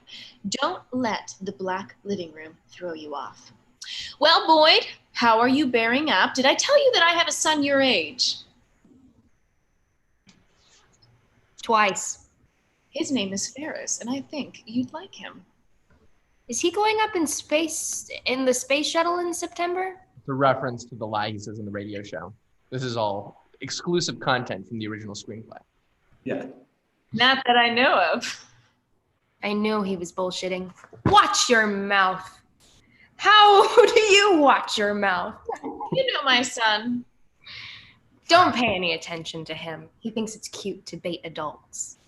I don't think it's cute. I think it's fun. Has a look, smiles, and starts the car. Inside Ferris' room. Jeannie's on the phone. She's in a panic. This is not a phony phone call. There is an intruder, male, Caucasian, possibly armed, certainly weird, in our kitchen. My name is Bueller. It's real nice to know that you hope my brother's feeling better, but I'm in danger, okay? I'm very cute, I'm very alone, and I'm very protective of my body. I'd rather not have it violated or killed. I need help. Rooney's plugs his bloody nose with paper towel. The intercom goes on. Excuse me? If whoever's in the house is still in the house, I'd like you to know that I have just called the police. If you have any brains whatsoever, you'll get your ass out of my house real quick. Rooney stiffens with fear. I'd also like to add that I have my father's gun and a scorching case of herpes. The street. Rooney's car is hooked to a tow truck. It's parked in front of a fire hydrant and the windshield is decorated with parking citations.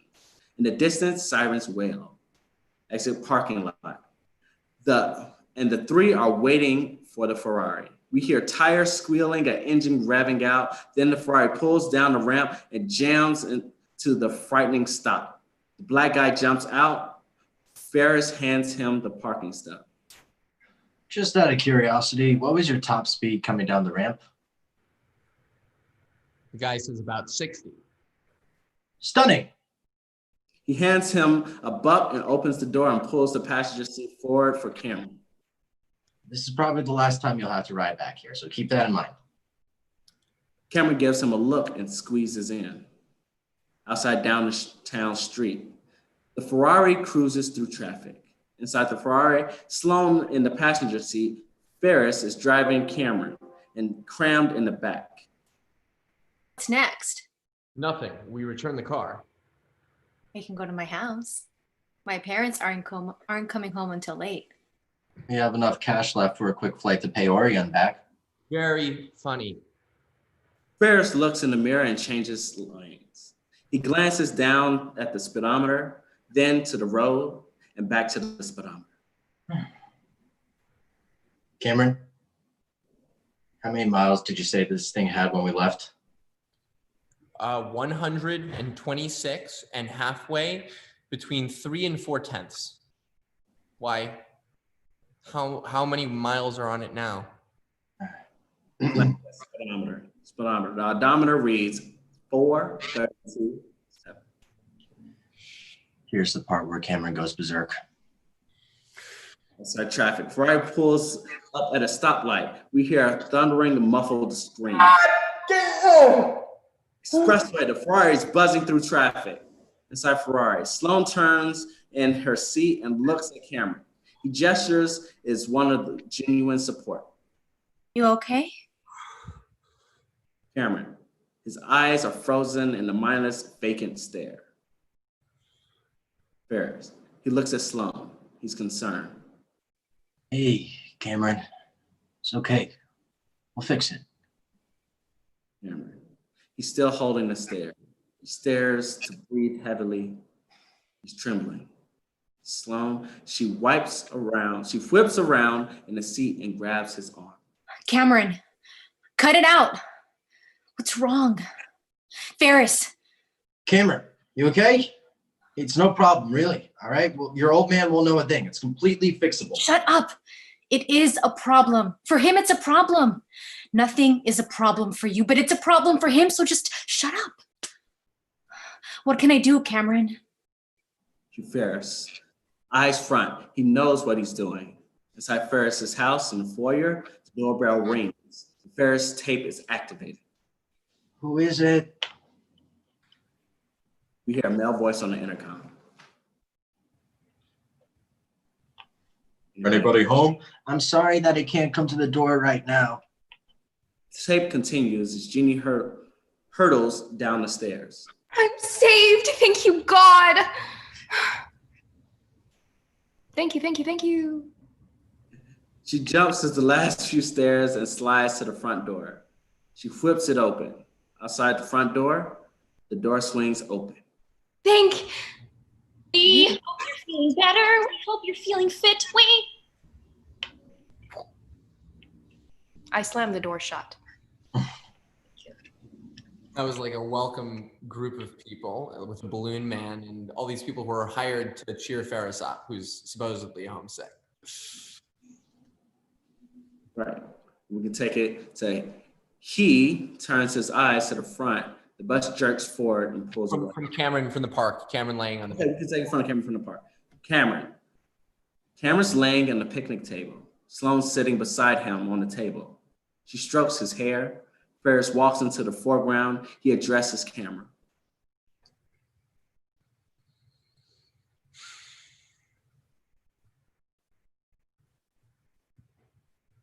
You're muted, Cameron.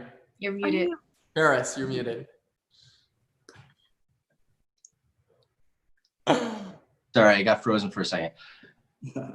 This may very well be for real. I think Cameron might have blown a microchip or two. He's always been a little keyed up. All he wanted to do was give him a good day. We're going to graduate in a couple months, and then we have the summer, and he'll work and I'll work, and we'll see each other at night and on the weekends, but he'll go to one school and I'll go to the other. And basically that'll be it. And as much as we like each other, the process of growing up will separate us. Now, Sloan's a bigger problem. She still has another year of high school. How am I supposed to deal with that?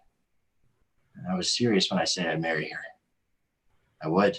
That isn't just teenage infatuation. And that's what my parents call it. What do they call what they have? I mean, if that's love, I'll take infatuation. Cameron, his eyes are closed, Sloan stroking his hair. Cameron's never been in love. At least no one's ever been in love with him. He's going to marry the first girl he lays, and she's going to treat him like shit because he's going to kiss her ass for giving him what he believes to be the be-all, end-all of human existence. And she won't respect him because you can't respect someone who kisses your ass. It just doesn't work. Sloan, she's studying Cameron's face. She looks away. Ferris? He looks at the picnic table, then back to the camera. I'm being tested here. My best friend has flipped out. Conventional wisdom would suggest a visit to the nearest trauma center. I wouldn't fault anybody for doing that. Me personally, I think this calls for something new, something bold, something wet and wild. The jacuzzi jet. Underwater shot, the hydrojet spew a gush of air bubbles. Last, a finger pushes the play button on the cassette. Music comes up. Beer can lid, the finger pops a beer. Oreo package, a painted fingernail pierces a cell phone wrapper inside the jacuzzi. Ferris and Sloan are in Sloan's parents' jacuzzi. The clothes are tossed around the deck. Cameron's been placed on the patio chair at the edge of the jacuzzi. Still catatonic. Mumbling softly, Ferris is drinking a beer. Sloan eats an Oreo. Feeling any better, Cameron? The water's really nice. I wish you'd come in. Cameron stares at him. Fire. Move. Sloan and Ferris. They look at each other. She offers him a cookie. He offers her a beer. Cameron, do you think this is because of the car, or is it a combination of all the other shitty things in your life? Cameron?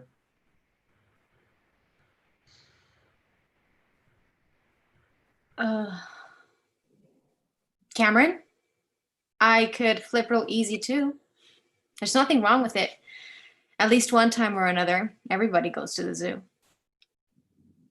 Maybe he was actually shit. I'm sorry. Maybe he was actually sick. Maybe he wasn't bullshitting himself. There's some weird formatting stuff. That's why there's some awkward pauses. But basically, Cameron's not responding and he's mumbling to himself, and we're trying to get his attention here. In the backyard, Cameron falls out of the chair and splashes down, face first, into the water. Sloan screams. No! Under the wire, Ferris struggles with Cameron's lifeless bulk. Sloan, she's screaming. Ferris thrashes around in the water.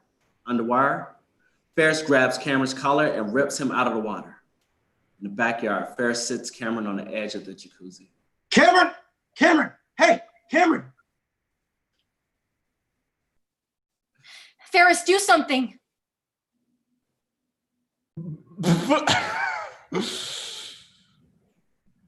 Asshole. You asshole! Hey! What? What's so funny? In the police station waiting room, Jeannie's sitting on a wooden bench with a wasted teenage boy in a Triumph t-shirt, long hair, torn jeans, creepers, studs, and chains. He's studying her.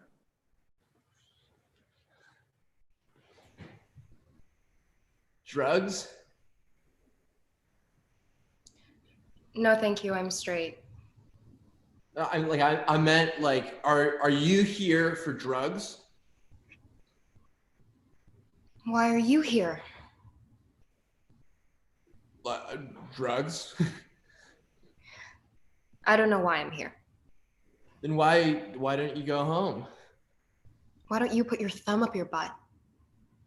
You want to talk about your problem? With you? Are you serious? Yeah, dude, I'm serious. Go blow yourself. Jeannie turns away. The boy crosses his legs. Jeannie looks back at him. You really want to know what's wrong? Whatever. All right. If you've got the time, I've got the troubles. In a nutshell, I hate my brother. How's that? Yeah, it's cool. You like shoot him or something? No, not yet. I went home to confirm that the shithead was ditching school, and a guy broke into the house, and I called the cops, and they picked me up for making a phony phone call. Like, why do you care if your brother ditches school, though? Why should he get to ditch school when everybody else has to go? You could ditch. I'd get caught. So you're pissed that because he ditches and doesn't get caught. Basically. Then your problem is you. Excuse me? Like, excuse you. You ought to spend a little more time dealing with yourself and a little less time worrying about your brother, what your brother does. It's just an opinion. Jeannie sits angry at him, partly because he's bold and partly because he's so right. There's somebody you should talk to. If you say Ferris Bueller, you lose a testicle.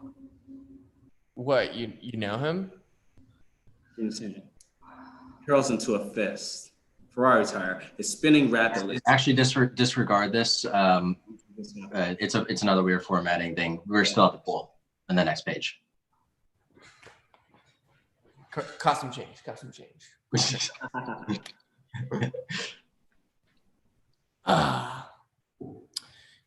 You know what? That whole time I was just thinking things over, and I was like meditating, and then sort of watched myself from the inside. I realized it was ridiculous being afraid, like worrying about everything, wishing I was dead, all that shit. I'm tired of it. This was the best day of my life. I'm gonna miss you guys next year. Cameron, can I ask you a question? Yeah. Did you see me change out of my clothes by the jacuzzi? Did you? You saw me? I thought you were catatonic. I better check on the car. Ferris, it's not working. The miles aren't coming off. It's going in reverse. Well, I thought that might be a problem. We'll just have to crack open the odometer and roll it back by hand. Shit, forget it. I gotta take a stand. I'm bullshit. I put up with everything. My old man pushes me around.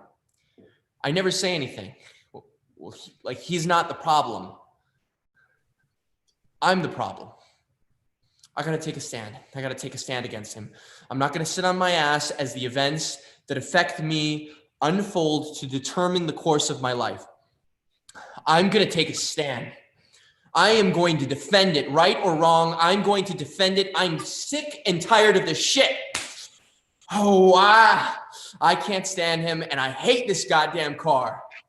Who do you love? Oh, who do you love? The goddamn car. You love the car. Shit. Dented the shit out of it. Good. My father will come home and he'll see what I did. I can't hide this. He'll come home, he'll see what I did, and he'll have to deal with me. I don't care. I really don't. I'm just tired of being afraid. The hell with him. I can't wait to see that look on the old bastard's face. Oh shit. Oh shit. Oh. Whoa. What did I, oh shit, what did I do? Ferris, what did I do? And then context, the thing rolls off, it flies off the side of the house, falls 3 stories, and it essentially blows up for all we care. Okay. Holy shit. You killed the car. Oh shit. Oh shit. Oh shit. Oh shit. Holy shit. Great, Cameron, it's my fault. I'll take the heat for it. We'll wait for your father to come home, and when he gets here, I'll tell him I did it. I mean, he hates me anyway. Oh shit. Oh no. Ferris, I'll take it. No, you don't want this much heat. If I didn't want it, I wouldn't have let you take the car out this morning. I made you take the car this morning. I could have stopped you. It is possible to stop Mr. Ferris Bueller, you know? No, I want it. I'm gonna take it. When Morris comes home, he and I will just have like a little chat. It's cool. No, I'm good. It's gonna be good. All right, it's gonna be good. Thanks anyway, Ferris.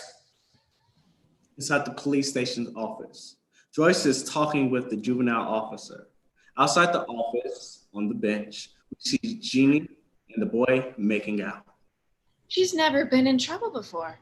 This is a shock to me. First, I don't know why she wasn't at school. Second, I don't know why she'd call you with this story about a rapist. For whatever reason she did it, I think she's had a good scare. I hope so. I appreciate your calling me. I can assure you that her father and I will have a long talk with her. Thank you. Oh, by the way, I hope your son's feeling better. Tell him all the guys at the station here are pulling for him. The police station waiting room. Jeannie quickly breaks the embrace with the boy as Joyce steps out of the juvenile officer's room. She's still a little bewildered that everybody knows Ferris is ill. Jeannie wipes her lips and sits up straight. If you can keep this to yourself, I think we can probably get it on pretty good. For sure. Hi. Don't hi me, young lady. Get your stuff. Hey, what's your name? Jean, but my friends call me Shauna. Oh, I'll call you Jean. Cool. Outside Sloane's backyard, Sloane and Ferris are standing at the back fence.